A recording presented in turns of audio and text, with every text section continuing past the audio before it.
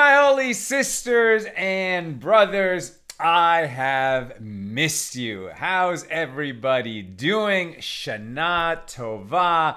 At this point, we're really coming out of that whole New Year's holiday season. It began with Elul 1 month before Rosh Hashanah. As we prepared for Rosh Hashanah, examined our deeds, we added LeDavid, Psalm 27, to our daily morning and afternoon prayers, and we said it all through Elul and all through the days of awe and all through Sukkot until Hoshana Rabbah, and then no more.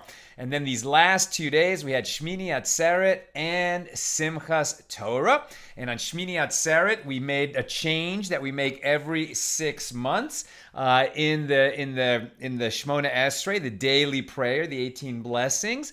We said, from sort of asking God to send us dew, now we switch into the winter blessing when we're saying, Moshiva Ruach Morida Geshem, who makes the wind blow and the rain fall. We're entering that winter season. We prayed for Geshem, for rain on Shmini Atzeret, very important prayer. And then the second day of Shmini Atzeret was Simchas Torah. Last night, this morning, we have a small minyan. So we only had about, 20 guys and their kids and wives. But the ruach, the spirit, was through the roof, jumping up and down, singing with all our hearts. We're coming out of an incredibly joyful period. Simchas Torah, we celebrate that we completed our journey through the cycle of reading, the yearly cycle of reading the Torah, one Torah portion per week. And this morning in Shul, we came to the end, Zois Bracha. These are the blessings that Moshe gave to the children of Israel on his birthday, which was also the day of his passing from this world. And one blessing for each of the tribes. We read it over and over again until everyone had a chance to have an aliyah, even the children. And then immediately having finished the Torah, we started it again in the beginning of God's creating. God said, let there be light, and there was light, and we did the rest of the 6 days of creation, and we came all the way to Shabbos. Thus the heavens and the earth were finished and all their host, and God rested on the seventh day and sanctified the seventh day. And that's what we did this morning. And now we're just out of that whole holiday season. And what do we want to do? What is it that we want to do? We want to bring all that elevation, that spirituality, that commitment to our highest values that became so dear to us as we prayed daily over and over through this whole penitential and celebratory and spiritual season. And we want to bring it with us, right? We want to bring fire back from the mountain into our daily lives with a renewed commitment, right? And it's nice. I would challenge you, my dear friend, if you've come out of this season, if you've observed these holidays, if you had an insight, or even if you're not Jewish, right? Whenever you have an insight of who you are, who you really are, you are a soul, right? You have a body. You are a soul. You came into this world with a mission. From time to time, we remember who we really are and what we're in this world to do. We have those moments of clarity and we say, okay, now because I understand who I am, I know what it is I need to do in this world. And then so often those moments of clarity just turn into wispy trails of smoke that vanish. And we want to harness that energy and bring it into our daily lives and have it motivate us to do the work that we came into this world to do.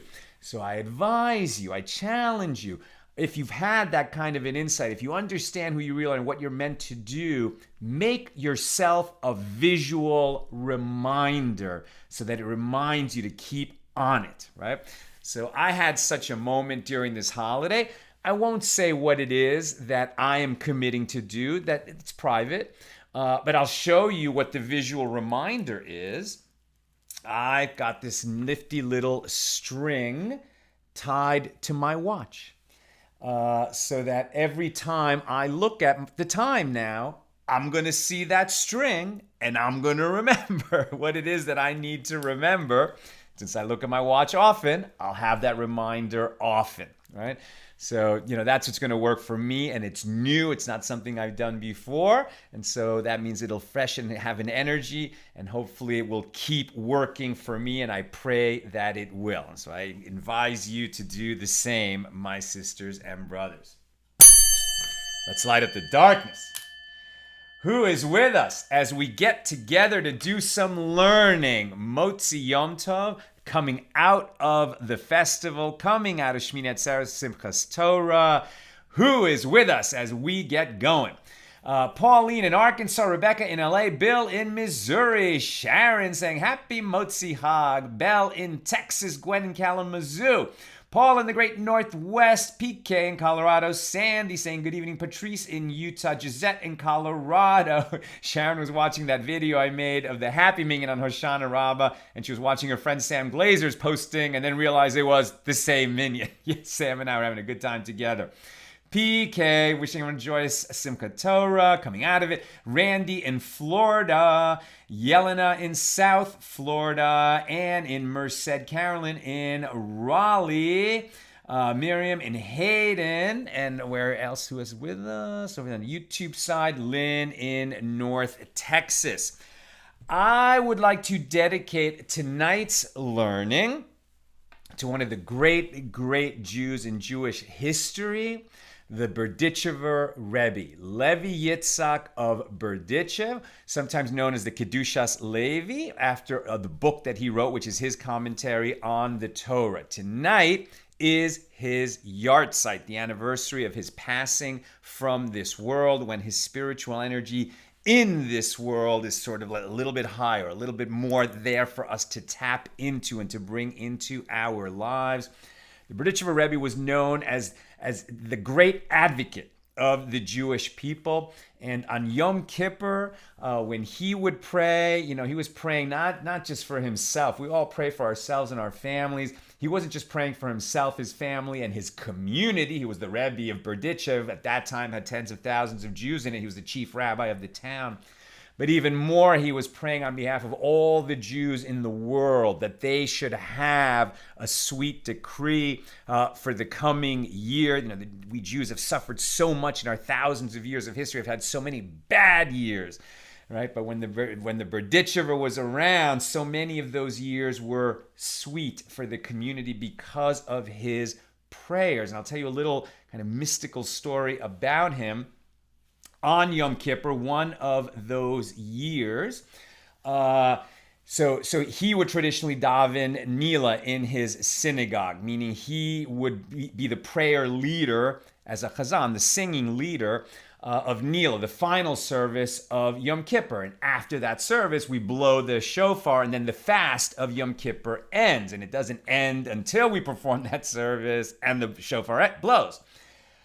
But he was kind of in one of his trances where he, his body here is doing whatever, swaying, pitching, writhing, but his soul is up in Shemayim arguing right before the heavenly tribunal on behalf of the Jewish people, arguing against the prosecutor, Satan, who's accusing us of being so negligent in all our Torah obligations in this world. And he's saying, come on, the Jewish people are doing their best. Have mercy on them, Lord. Have mercy on them.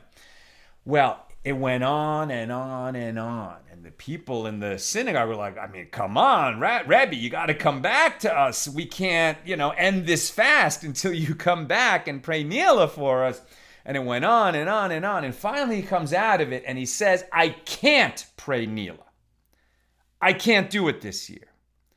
Somebody has to lead us in these prayers. Somebody who is so committed to it that he would die for it. He'd be willing to die for it. Silence, as you can imagine. Crickets in the synagogue. The people will do anything that the Rebbe asks, but, so willing to, so committed to leading these prayers that he might have to die for it. Nobody's stepping forward for that, fast or no fast. After a while, a chair moves in the back of the room, and they hear footsteps, and they look, And it's an old man walking toward the front. Somebody they hadn't thought about in years.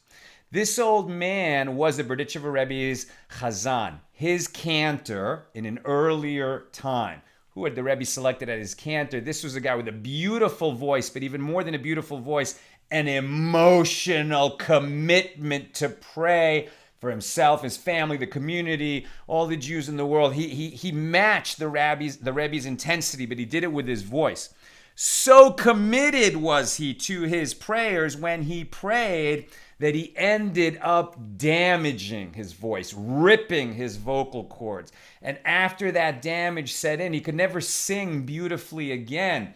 And after a while, the people were like, okay, Rebbe, this guy's a nice cantor and everything, but we understand his commitment, but he sounds like a frog. And this is an important Jewish community. And eventually they just hired another cantor to come in the beginning just to accompany him.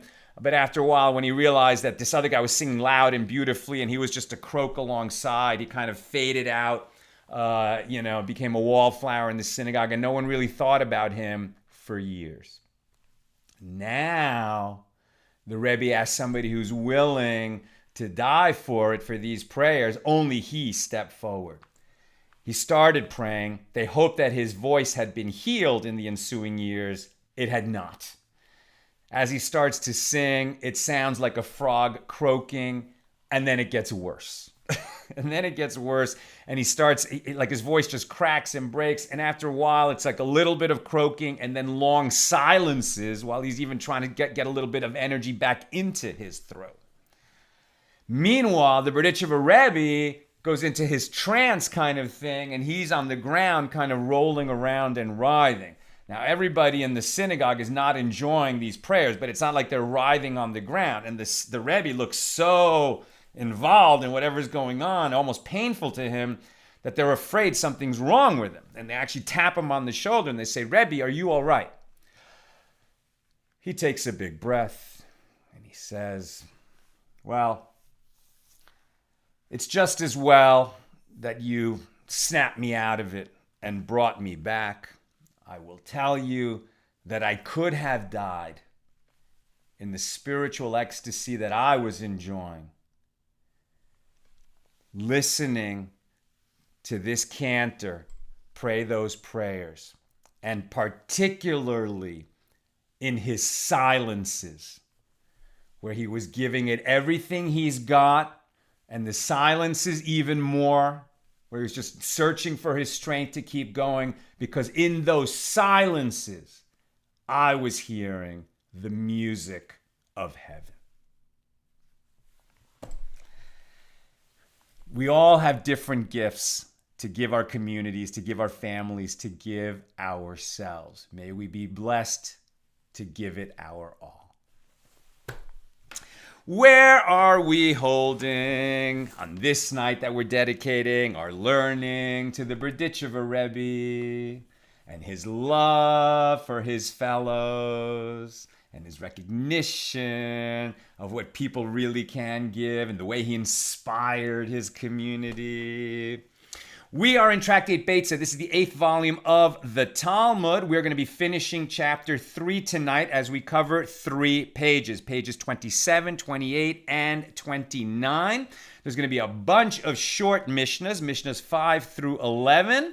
As usual, when we have a highlight show where we're doing 3 pages in one night, we're not going to cover every bit of every page. We're going to do the highlights, and we're going to be moving fast. So let's go.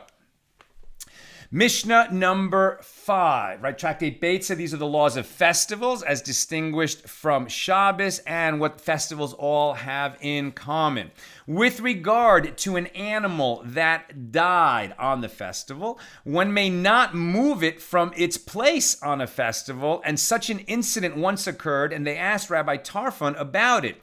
And on that same occasion, they also asked him about, seems to be a related law, challah, that had been separated from dough and then became ritually impure on a festival. Such challah, remember, challah we use that word to refer to the bread that we eat on Friday nights. But what it really means is the portion of the dough that's separated and becomes consecrated and must be given to a priest, at least when the temple is standing. It still gets separated when women make, I think, a minimum of 5 pounds of dough into challah. They put this piece aside, and then eventually they have to be burned because they cannot be used. We cannot draw benefit from the challah. Here what's going on is, well, the challah, there were priests at that time. They should be given to the priest, but if the challah became tameh, ritually impure, then it's no good to the priest. The priest can only have things which are ritually pure. So now this thing serves no purpose on the festival, and therefore it's muktzah. It cannot be touched or moved. Such challah is not fit to be eaten by anyone, nor may it be used in any manner, not even as animal feed or fuel for a fire on the day of the festival when it became tameh. Rabbi Tarfon entered the study hall and inquired about these matters, and the sages said to him, one may not even move them from their place. That's Mishnah number 5. What is the law on these matters?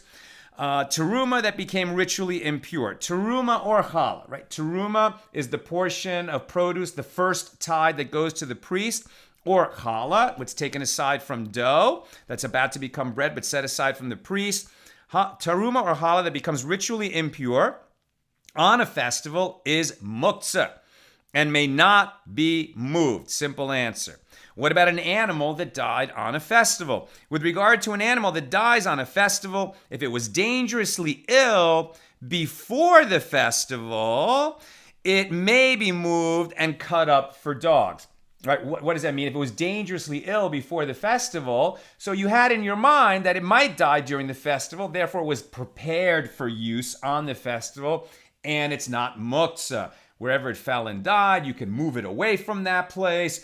You could even cut it up and feed it to dogs. I mean, we're on a farm. Imagine you're on a farm. People are not so squeamish about this. You know, an animal dies. Okay, it can be fed to the dogs.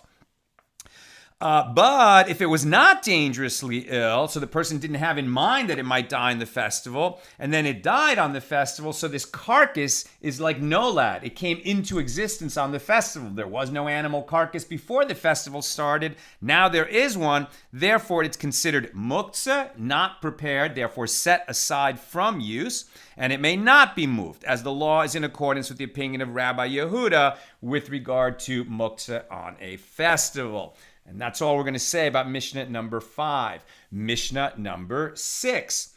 One may not register to have a portion of an animal on a festival ab initio, since it is prohibited to divide up an animal into portions for different people, as this is similar to conducting business, a weekday activity, and you can't do that on a festival. But one may register for the animal on the eve of the festival, before the festival began, and then those who registered for the animal may slaughter and divide it between them on the festival itself in accordance with the agreement reached the day before.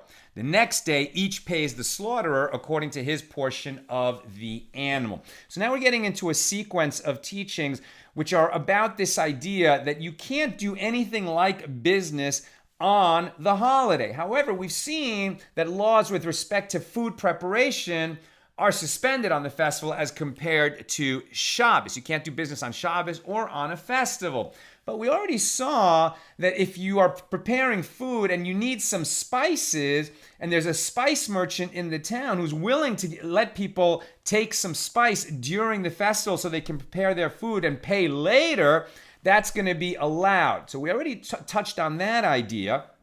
Now you've got some people who are going to share an animal, right? You know, like even a lamb. It's a big piece of meat. Let's say there are 2 families. Neither family needs that much meat, but they could share the lamb, and it could be slaughtered and divided in their behalf. But what they can't do is say, okay, let's get a lamb that costs $50 and you'll pay $25 and we'll pay $25, because that's doing business. You can't have a conversation like that on the festival. If you already had that conversation before the festival, okay, so then you could divide it according to the way that you agreed before the festival.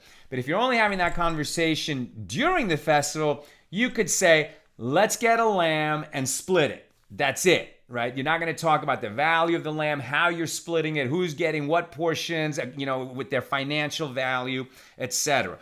That's the Mishnah. The Gemara asks, what is the meaning of one may not register? And Rav Yehuda said that Shmuel said, one may not fix a sum of money and set a particular price for each portion of an animal on a festival ab initio, meaning you can't get together and do that. But if you did do that, does it now disqualify the animal and there's a penalty because you had that conversation, which you shouldn't have had, but you did? And now is it as a penalty that nobody can eat that animal? If they're using the words ab initio, it would imply that no, you shouldn't have done it in the first place, but you did. So, we want people to be able to rejoice on the festival. So we're not going to penalize them by saying that that animal is now off limits. And the Gemara asks, what should one do on a festival to divide up an animal without fixing a price? And Rav said he should bring two animals and stand them one next to the other and say, is this one equal in value to the other one? And if the purchasers confirm that this is the case, then after the festival, they assess the value of the animal that wasn't slaughtered, but everyone agreed it's pretty much identical in value to the one that was slaughtered, and then we can assess this now the animal that's still alive, what its value would be, and then we can split up the costs of the animal that was similar to it and which we chose and slaughtered during the festival. And this is also taught in a Beitzah that states, a person may not say to another on a festival, I am hereby in partnership with you in this animal that you are about to slaughter for the value of a sela, right? For the value of $10. Or you can't, nor can you say, I am hereby in partnership with you for 2 sela. However, he may say to him, I am hereby in partnership with you for half of the animal, or for a third, or a quarter, without stipulating the value of that share. And after the festival, they may determine how much its share it's worth. So, presumably you could even say, hey, you have a big family, I have a small family, I just need a third of the animal. The other guy says, fine, I need 2/3 of the animal. We could do that, but we can't say, I want to go 1/3 of an animal worth $50. That you can't do. It's too much like doing business that you should only do during the week. That was Mishnah number 6. Now we're on Mishnah number 7. Rabbi Yehuda says, a person selling meat on a festival who wishes to know its weight in order to determine its price may not weigh it against regular weights in the ordinary weekday manner, but he may weigh the meat against a vessel or against a cleaver, and then calculate the weight of the meat by weighing the vessel or cleaver later. And the rabbis say one may not look at the pans of a balance scale at all, meaning that they may not be used for weighing in any manner or for any other purpose. Okay, so we can make that agreement between us. Let's go half and half on this animal. All right, well, now we're going to go to the butcher. Now, this is all very strange because, there's no kosher butcher that's open for business during the festival. But you can imagine in a smaller town, in the ancient times when there wasn't stores with their hours posted, you could just walk over to the butcher's house and say, you know what, we had this this lamb that we were going to use for the festival, but more guests come and we need more meat, or that lamb was stolen or something happened, and now we're not going to be able to celebrate the festival unless we could get another lamb from you. Now, or maybe you need some spices, or you need, some pounds of flour or something. Now, that butcher is going to be willing to work with you and say, fine, take it. You'll pay me after the festival. And he understands that we cannot weigh or assign the monetary value of the thing that he's selling to you. Nevertheless, he's in business. He can't afford the loss of just letting people take what they want and pay what they feel like after the festival. There has to be some understanding between him and his customers of what it is that they took during the festival, even though it cannot expressly be weighed. So what he might do, if he doesn't sort of already, let's say he's a flour merchant, he might already have, the flour divided into vessels or bags or measuring cups of some sort. And so then people know what it is that they took. But if they're taking from a big bin, right? So how do they know what they took? They can't use a scale, right? You cannot use a scale. That's too much like the business activities of the week. But what they could do is they could say something that's in the store. Maybe they brought a rock with them, or maybe they're like a cleaver in the butcher shop, something. And they could say, oh, okay, well, this piece of meat that I'm taking weighs about as much as this rock, or this piece of meat weighs about as much as this cleaver. And then after the holiday, they can weigh the cleaver, and then they can pay up. And the Gemara asks, what is the meaning of one may not look at the pans of a scale at all? Right? So you can say this weighs about the same amount of the rock, or the same amount as the cleaver. Could you put the cleaver and the meat on a scale to say, oh, okay, this meat weighs just as much as a cleaver, or just a little bit more than the cleaver, and get like a real measurement? No, because using the scale is like using a cash register. It's like using an iPhone. Right? That's the stuff of the week that you don't do on a festival. And that's why the rabbi said you can't use the pans of a scale at all. Rav Yehuda said that Shmuel said even if one has meat and he wishes to protect it from mice, he may not put it on a scale since it would look as if he were weighing it. Like even not for the purpose of weighing it. You can't use a scale. You can't use a cash register. You can't use an iPhone. Those things are muktzah on the holiday. You don't even touch them, right? You could say an iPhone, I get it. I shouldn't be on a screen. I shouldn't be making phone calls during the festival, but could I use it as a fly swatter? Granted, it's an expensive fly swatter, but no one had in mind that you would use your iPhone as a fly swatter on the festival, so you don't even touch the fly swatter because it's too much like the business dealings to make use of that instrument. Rav Edi Bar Avin said, and this ruling applies only where the scale is hanging on the ring used for balancing it. However, if the scale is hanging in such a manner that it is not fit for weighing, one may use it as in any other vessel, right? So if the pans of the scale are like, the two pans, like Libra, right? The scales of justice. So then you can't use that scale because it looks like a scale. But if one of those pans is just detached from the scale and you were going to use it as a water bowl, okay, that you could do, according to this opinion. And Rav Yehuda said that Shmuel said it is prohibited for an expert butcher to weigh meat on a festival, even by hand. Right? We said you could say, well, this is about as much meat as this piece of meat weighs about as much as this cleaver. You could say that, but an expert butcher cannot say that because an expert butcher, just by feeling it in his hand, he knows how much that piece of meat weighs. Oh, this is a quarter pound of meat, or this is a half pound of meat. So an expert butcher can't have the meat in his hand at all because he would be weighing it, and that's too much like the business of the work week. And likewise, Rav Yehuda said that Shmuel said it is prohibited for an expert butcher to weigh meat even in water. In old times, sometimes a butcher would use like some kind of a graduated cylinder, and he put the meat inside of it because they basically knew what the density of meat was.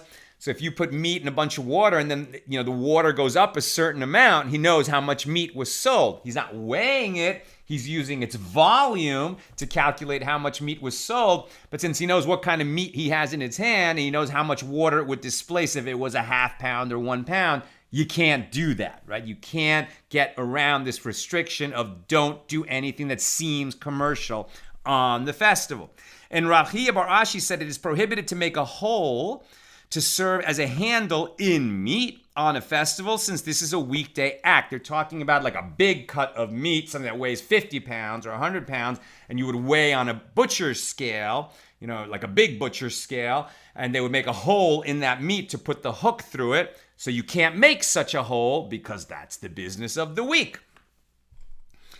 Ravina said, but it is permitted to make such a handle by hand, right? Because maybe you just want to carry that you have 50 people at your house, you need a big piece of meat. You want to bring that piece of meat home from the butcher and you want to make a handle to carry the meat. Okay, you could do that. You're not using it to weigh it, and you're not doing it in a commercial manner like the butcher would. You're just doing an amateur hour attaching a handle to that big piece of meat.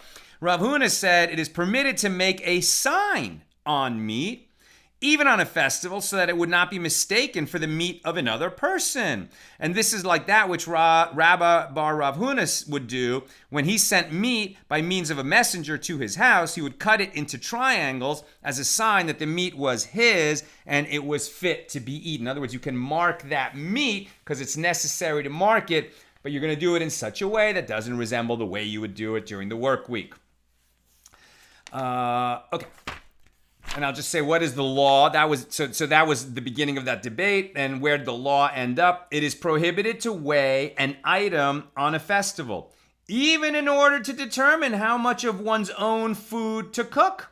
One may not place an item on a scale, even for safekeeping, if the scale is suspended in the regular manner for weighing. Furthermore, it is prohibited to weigh one portion of meat against another such portion, but one may estimate an object's weight by holding it in his hand. A professional butcher may not even do that, but in his house it is permitted. And likewise, he may not calculate the weight of a slab of meat by placing it into a tub of water, as we discussed. That was Mishnah number 7. We're moving right along. Mishnah number 8. One may not sharpen a knife on a festival in the ordinary weekday manner. However, one may do so in an unusual fashion, for example, to run one knife over another, thereby sharpening the blade, right? So one thing you're never going to be allowed to do is to take a knife that has no edge and sharpen it during the festival so that it becomes sharp. But if the blade was nicked or was already kind of sharp, but it really could be sharper to assist you in food preparation, so you can't run that knife over a sharpening stone. But they're gonna give you some kind of ways around that enable you to sharpen it a little bit to to hone the edge, as it were, but still can't be done the way you would do it during the week. Rav Huna said they taught that one may not sharpen a knife on a festival. They taught that one may not sharpen a knife on a festival only if he does so in the typical manner, with a stone knife sharpener.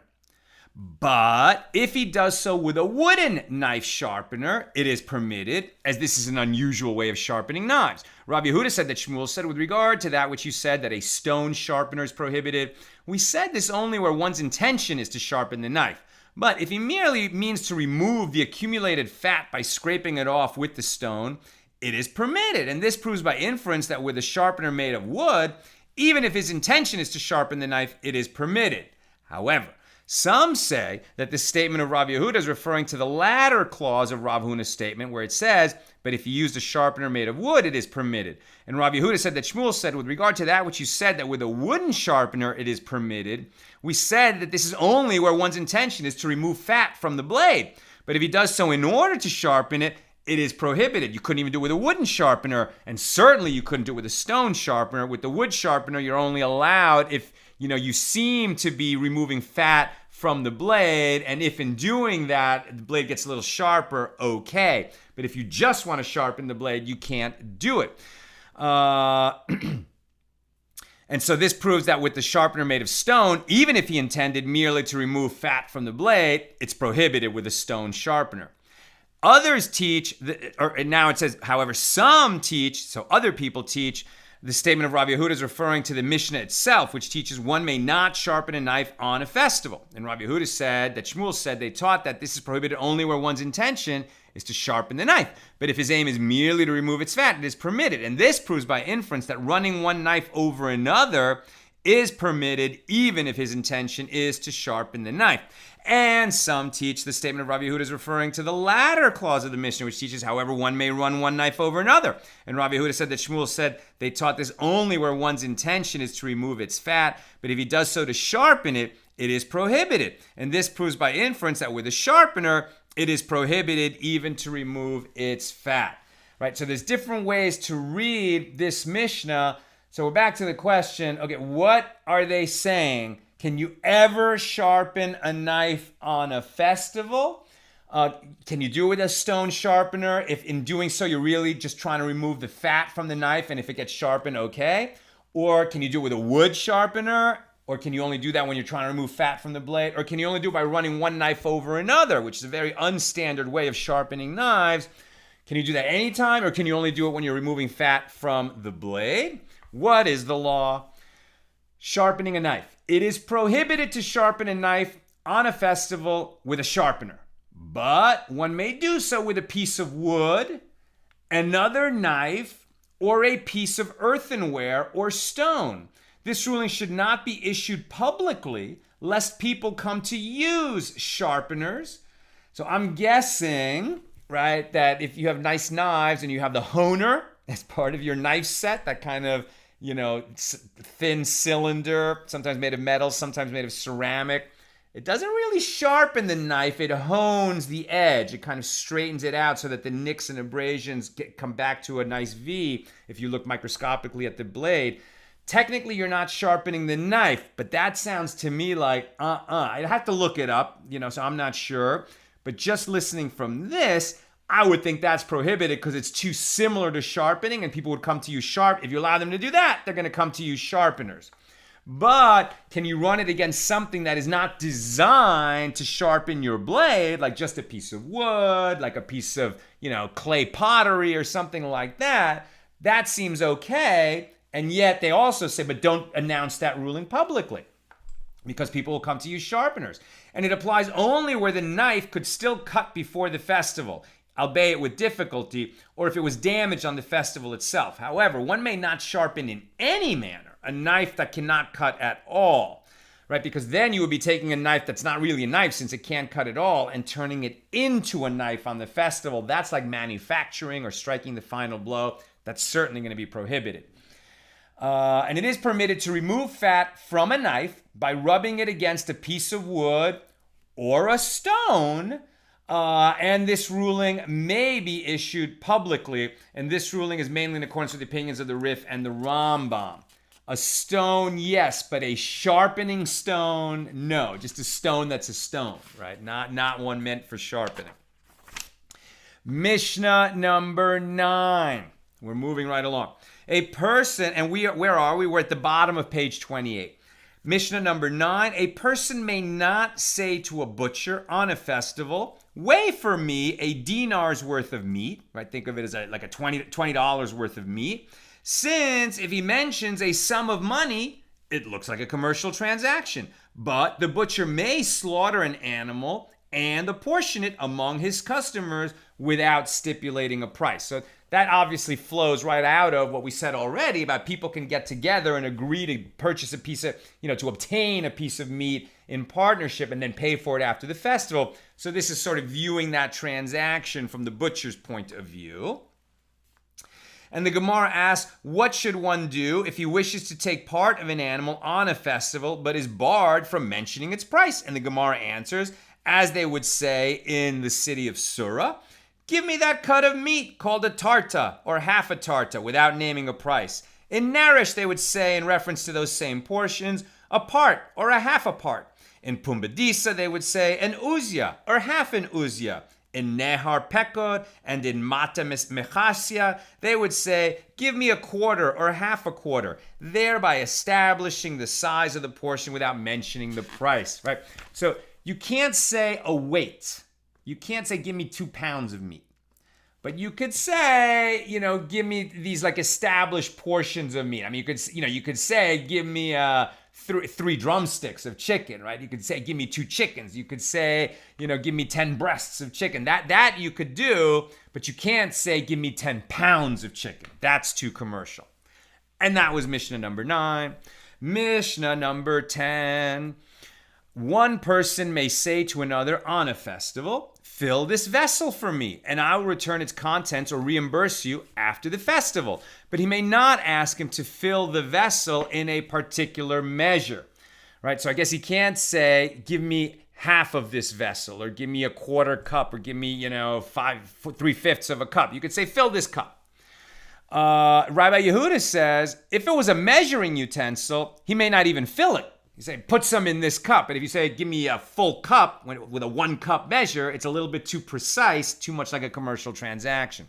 There was an incident involving Abba Shaul ben Botnet, a sage who was also a grocer, who would fill his measures on the eve of a festival, before it was the festival, and give them to his customers on the festival.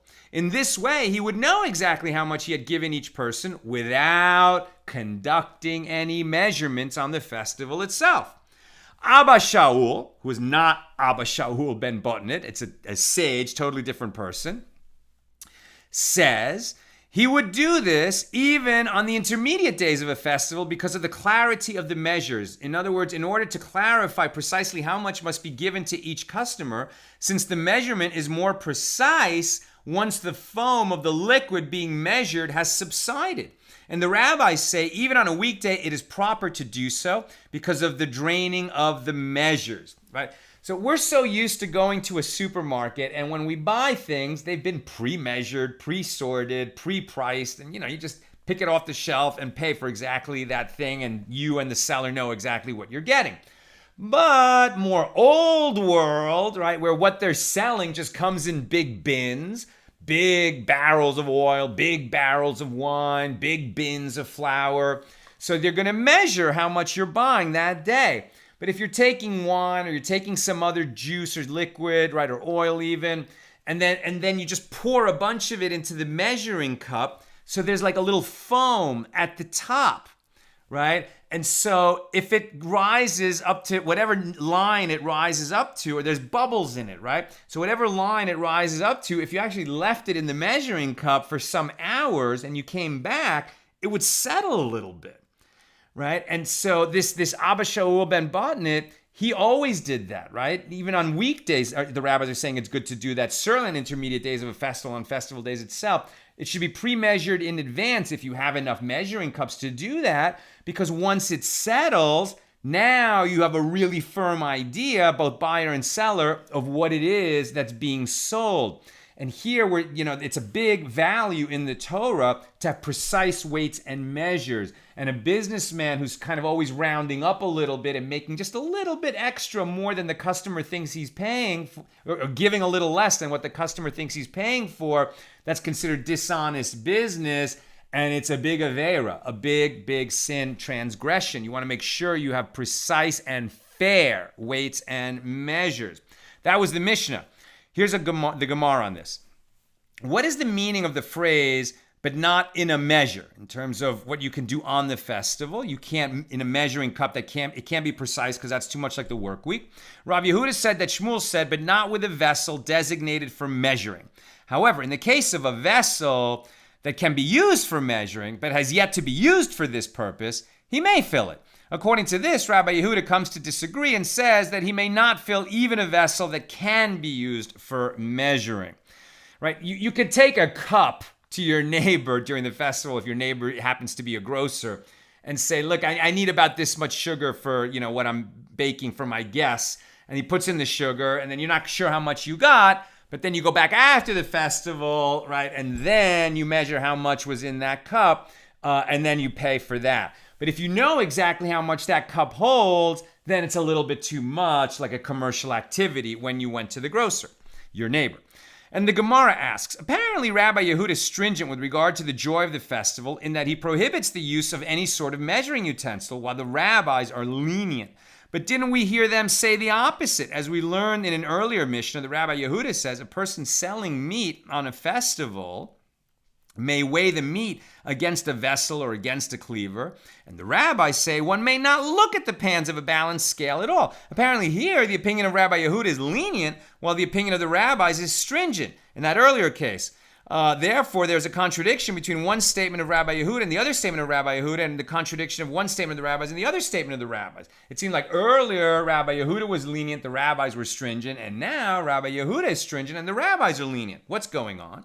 And the Gemara answers, with regard to the contradiction between the two teachings of Rabbi Yehuda, Lakash, it's not difficult. There, where he was lenient, he's dealing with a vessel that cannot be used for measuring on a regular basis at all, whereas here, he's referring to a vessel that can be used for measuring, and therefore he is stringent, even if the vessel has not actually been used in this capacity. He might not have used it for measuring, but it's a vessel designed for measuring.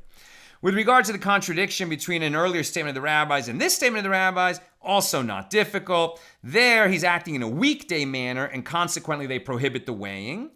Whereas here, it is not acting in a weekday manner, as the vessel is not a measuring utensil, and consequently they permit him to use it. Now we go to an incident about this Abba Shaul ben Botnit, a sage who was also a grocer and who would fill his measures before the festival and give it to his customers on the festival. And a Tana, rabbi of the Mishna, taught in a Beitzah, he would do this even on the intermediate days of the festival in order to prevent dereliction of Torah study in the study hall. Since he wanted to spend most of his day in the study hall learning Torah and not have to interrupt his study to carry out measurements, he would measure for his customers at night when he was not involved in Torah study. And the sages taught in a Beitzah, Abba Shaul ben Botnit collected 300 earthenware jugs of wine, to which he thought he was not entitled due to the clarity of the measures, as he thought he had unfairly profited from the foam at the top of the liquid that he measured. So apparently with Abba Shaul, he only did this on festivals, right? But during the rest of the year, he didn't do that. He only did that during the festival. But during the rest of the years, people would come, he would measure it out, and they took it with the little extra, it rose to a little bit higher measurement, and so they got a little bit less than he thought they were paying for. And so he calculated for himself how many times that he sold whatever wine, oil, whatever it was, and that people took a little less than he figured they had paid for. And he calculated that it came out to 300 jugs of wine. And he was so scrupulously honest, he said, you know what, I'm not entitled to the value of this wine. I don't know who got those who I think was shortchanged. So I need to do something with this profit that I'm not entitled to. So what did he do? Okay.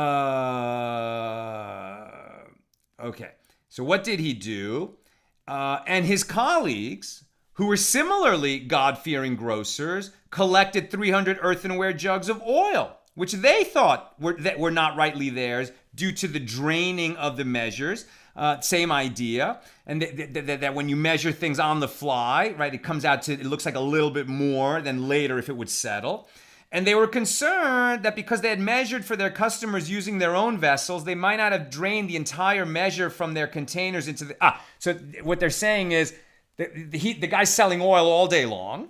So, he gave a previous customer came in, he measured out some oil, he gave it to the previous customer who took it in their own flask, and then he keeps his measuring cup. Next customer comes in and he fills it out. But he didn't totally empty his measuring cup before he measured some more. So they figured, I always was, ripping them off a little bit. They weren't getting the full value of what they paid for. So Abba Shaul ben Botnit and his colleagues, who were scrupulously honest, bought these 300 jugs of wine and 300 jugs of oil to Jerusalem, to the temple treasurers, as they did not want to benefit from possibly stolen goods. The treasurers said to them, "You don't need to do this, as all buyers take into account the foam and what is left in the seller's vessels, and they pay with this in mind." They know that you're using measuring cups that you use all day long to measure for people. They know that there's a little bit of foam in the wine. They're not worried about it. You don't have to worry about it. They got the bargain of what they got the value of the bargain they agreed to, right? You didn't rip them off in any way, is what the temple treasurer said to these guys. But Abba Shaul ben Botnit and his colleagues said to the temple treasurers, well, just like the buyers give up their claim to whatever little extra value was, in dispute here or, is unclear, we too do not wish to benefit from this because we might possibly be profiting from it unfairly, even if strictly speaking, it is not considered stolen property. The treasurers of the temple said to them, okay, since you are so stringent with yourselves, use the wine and the oil for communal needs. As it was taught in a Beitzah, if one stole and he does not know from whom he stole, he should use the stolen items for communal needs, thereby repaying all of the Jewish people. And the Gemara asked, what are communal needs? And Rav Chisda said he should finance the digging of cisterns, ditches, and caves for storing water for travelers. And finally, Mishnah number 11, the final Mishnah of chapter 3. And I'm almost done, so if you've got questions or comments, get them in. A person may go on a festival to a grocer from whom he is accustomed to buy and say to him, give me eggs and nuts of such and such a number, as it is the manner of a homeowner to count this way in his own house. Counting eggs or nuts is not considered a commercial activity, as people regularly mention the number of eggs and nuts that they need. And the sages taught in the Tosefta, a person may go on a festival to a shepherd with whom he is accustomed to deal and say to him, give me one kid or one lamb. And similarly, one may go on a festival to a butcher from whom he is accustomed to buy and say to him, give me one foreleg of an animal or one thigh. Likewise, one may approach one who deals in fattened fowl, from whom he is accustomed to buy, ducks, geese, chickens, and he may and say to him, give me one dove or one pigeon. And he may also visit a baker from whom he is accustomed to buy and say to him, give me one loaf or one cake. And one may go on a festival to a grocer with whom he is accustomed to buy and say to him, give me 20 eggs or 50 nuts or 10 peaches or 5 pomegranates or 1 esrog, provided that he does not mention any measure. Not give me 10 pounds of lemons, not give me, I guess not 5 cartons of eggs. It seems too commercial. Just tell him what you need. Okay, you can use a number for that, but like a number of units, not a volume or a weight or some kind of a measure, which seems too commercial to do on a festival. Do not mention any measure. In other words, he must not specify a unit of measurement like a cob. Rather, he must state a number, which is not the usual manner of making purchases. And Rabbi Shimon ben Elazar says this is permitted provided that he does not mention the amount of the purchase, meaning he must not mention the sum of money that he is spending, but rather he must take what he needs and after the festival will calculate how much he owes. Now, someone might ask, well, okay, but I can cook on a festival. What if the recipe calls for a weight? One may not measure barley on a festival to place before his animal. Rather, he should estimate the required amount in accordance with the explanation of the Rif. A baker may measure spices. On a festival, it is permitted to measure the spices that one wishes to add to a pot so that he not come to ruin the food. So there's your answer. And some authorities say that this is permitted only to a baker. Nowadays, when spices are generally added by estimate, even on a weekday, one may not measure them on a festival. It would appear that in a place where people measure spices on weekdays, it is permitted to do so on a festival. So if it's just part of the recipe to say 1 cup of flour, that's going to be okay. You're not purchasing it. You can't, but you shouldn't be using a scale at all, right? So, anything that could have been measured before the festival, better it should have been measured before the festival. If it's strictly just the recipe in the kitchen, that's okay. Obtaining from a grocer, which starts to feel like a commercial transaction, that's what you can't do. All right, going to questions and comments if there are any. Oh, Janice, that's so sweet. Sal, you are a magical storyteller. Thank you very, very much.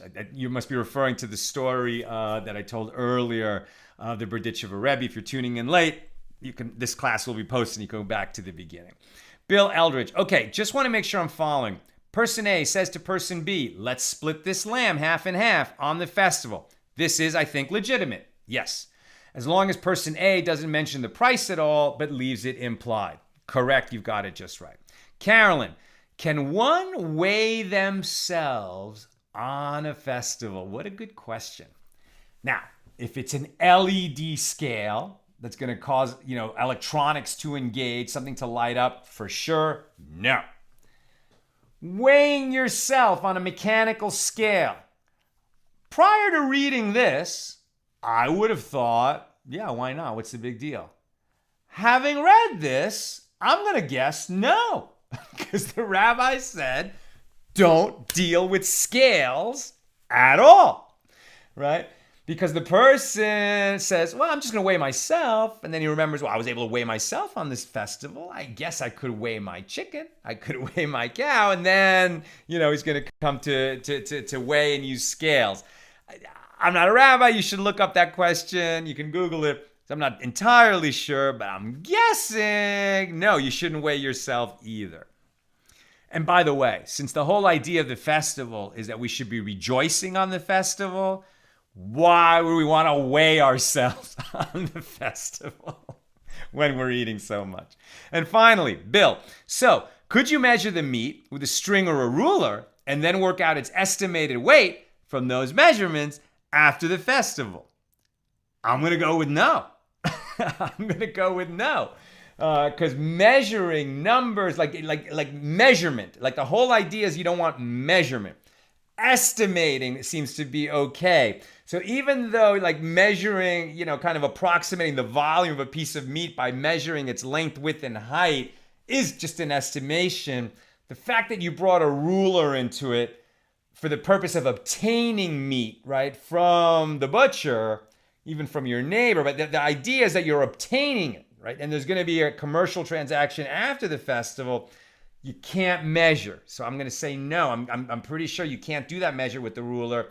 The only thing you could do, right, is kind of guesstimate, okay, like this thing weighs about as much.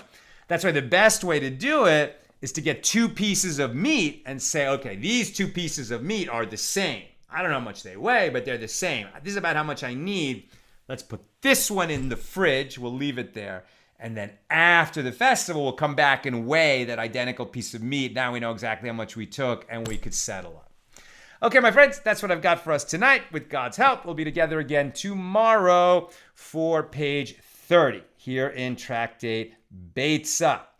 We finished the holiday season. May we enter the year energized, rejuvenated, and ready to fulfill our missions our soul missions in this world. Shana Tova. May it be a good year for all of us.